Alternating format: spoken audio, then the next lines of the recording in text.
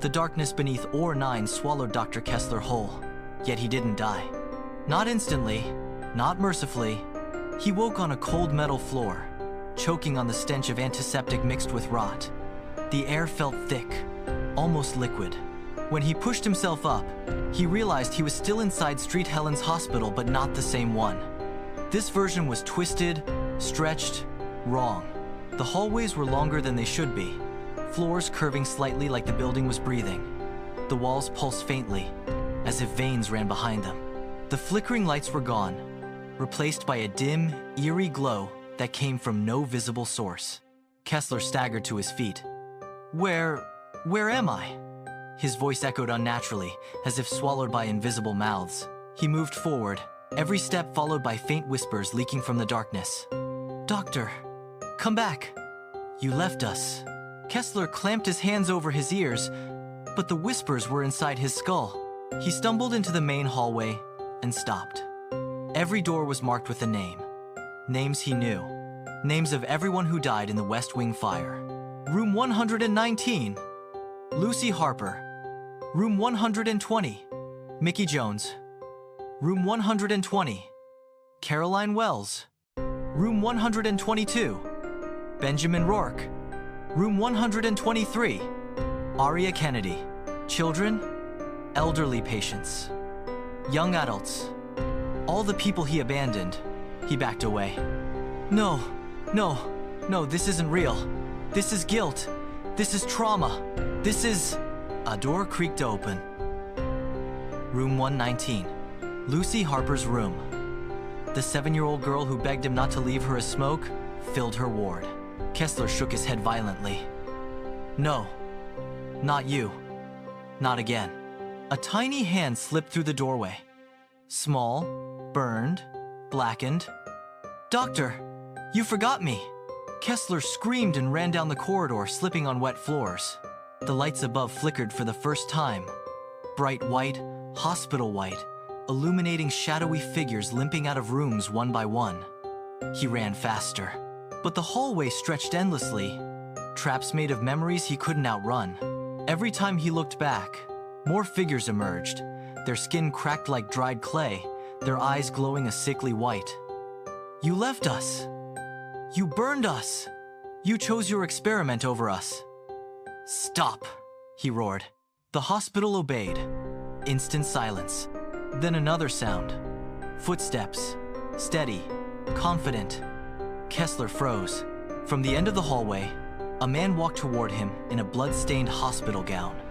Chest wide open. Heart exposed, but beating strongly. The patient from Or 9, only now he looked different, older, colder, made of smoke and memory. His black heart pulsed with a slow rhythm, sending waves of darkness sliding across the hallway floor. You shouldn't be here, the patient said, voice calm and almost sad. But I suppose that is the purpose. Kessler swallowed hard. Who?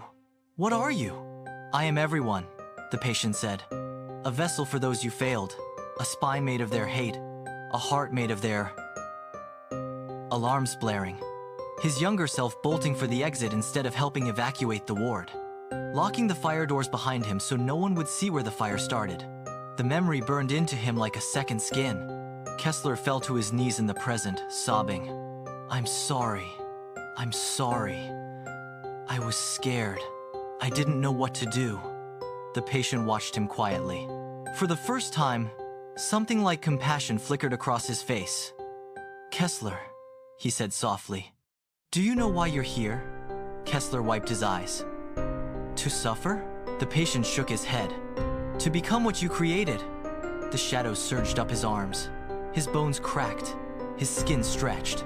Kessler screamed as black tendrils crawled into his chest, wrapping around his heart. No, don't! The patient leaned closer. You wanted to transcend humanity. Now you will. You wanted a second chance at life. Now you have one. The tendrils tightened.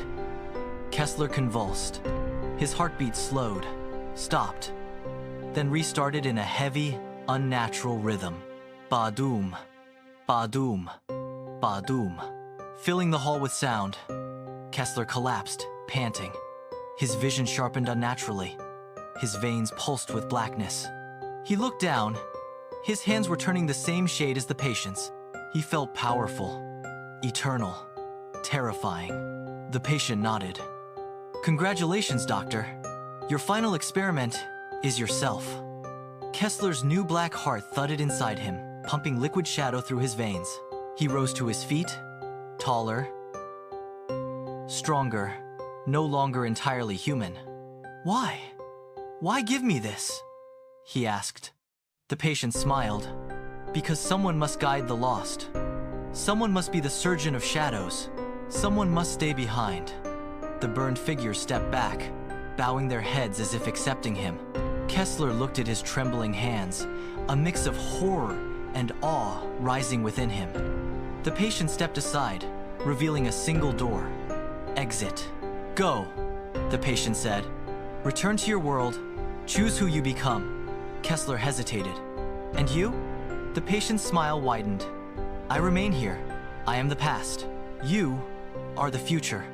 Kessler reached for the door.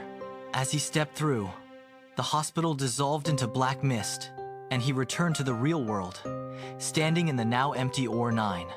But the shadows followed, and his heart still beat that heavy, impossible rhythm. Ba-doom, ba-doom, ba-doom.